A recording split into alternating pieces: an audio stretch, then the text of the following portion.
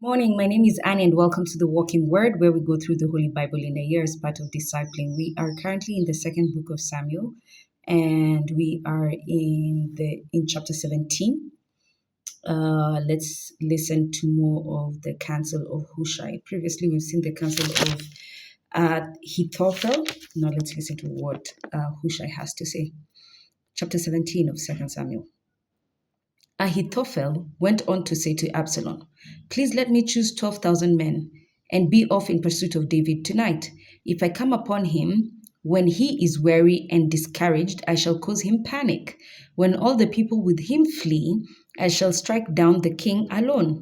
Then I can bring back the rest of the people to you, as a bride returns to her husband."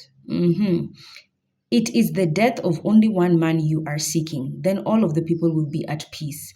This plan was agreeable with Absalom and to all the elders of Israel.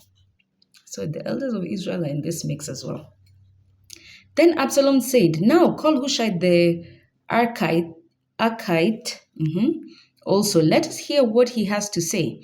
When Hushai came to Absalom, Absalom said to him, "This is what Ahithophel proposed. Shall we follow his proposal? If not, speak up." So Hushai replied to Absalom, "This time Ahithophel has not given good counsel." And he went on to say, "You know that your father and his men are warriors, and that they are fierce as a bear in the wild, robbed as a bear in the wild, robbed of her cubs. Moreover, since your father is skilled in warfare, he will not spend the night with the people. Even now he lies hidden in one of the caves or in some other place. And if some of our soldiers should fall at the first attack, whoever hears of it will say, 'Absalom's followers have been slaughtered.'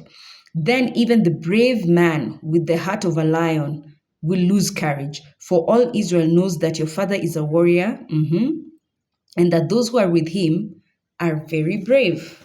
Okay. This is what I counsel. Let all Israel from Dan to Beersheba, who are as numerous as the sands of the sea, be called up for combat, and go with them yourself. We can then attack him wherever we find him, settling down upon him as dew alights on the ground. None shall survive, neither he or any of his followers. And if he retires into a city, all Israel shall bring ropes to that city, and we can drag it into the gorge, so that not even a pebble of it can be found. Then Absalom and all of Israel pronounced the counsel of Hushai the Archite better than that of Ahithophel. For the Lord had decided to undo Ahithophel's good counsel in order to bring Absalom to ruin. So remember, God is now answering and converting the prayer of Ahithophel to be perceived as folly. Okay. Then Hushai said to the priests Zadok and Abiathar, "This is the counsel Ahithophel gave Absalom and the elders of Israel, and that this is what I counsel. So send a warning to David immediately, not to spend the night at the fords near the desert, but to cross over without fail. Otherwise, the king and all the people with him will be destroyed." Now Jonathan and Ahimaaz were staying at En-Rogel, since they could not risk being seen entering the city. A maidservant was to come with information for them, and they in turn were to go and report to King David. But an attendant saw them, and informed Absalom. They sped on their way and reached the house of a man in Bahurim, who had a cistern in his courtyard. They let themselves down into this, and the housewife took the cover and spread it over the cistern, strewing ground grain on the cover so that nothing could be noticed. When Absalom's servants came to the woman at the house, they asked, "Where are Ahimaaz and Jonathan?" The woman replied, "They went by a short while ago toward the water. They searched, but they could not find one, and so returned to Jerusalem." As soon as they left, Ahimaaz and Jonathan came up out of the cistern and went to inform King David. They said to him, "Leave, cross the water at once, for Ahithophel has given the following counsel in regard to you." So David and all the men people moved on and crossed the Jordan. By daybreak, there was no one left who had not crossed. When Ahithophel saw that this counsel was not acted upon, he saddled his ass and departed, going to his home in his own city. Then, having left orders concerning his family, he hanged himself.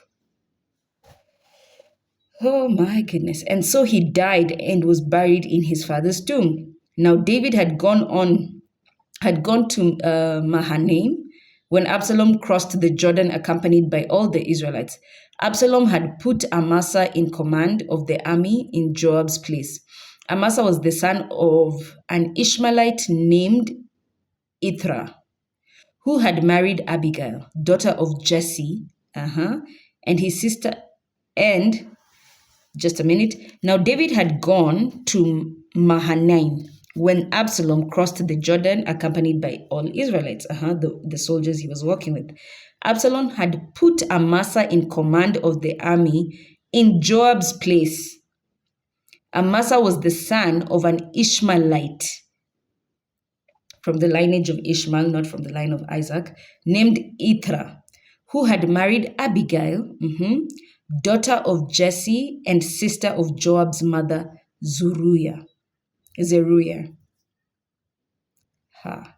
Israel and Absalom encamped in the territory of Gilead. When David came to Mahanaim, Shobi, son of Nahash from Rabbah of the Ammonites, Machir, son of Amiel from Lodebar, and Barzillai, the Gileadite from Bogelim, brought couches, coverlets, basins, and earthenware, as well as wheat, barley, flour, roasted grains, beans, lentils, honey, butter, and cheese from the flocks and the herds, for David and those who were with him to eat. For they said, the people have been hungry and tired and thirsty in the desert. David has backup from the Lord and provision, even as he's running away. Let's continue in chapter 18 in the next one.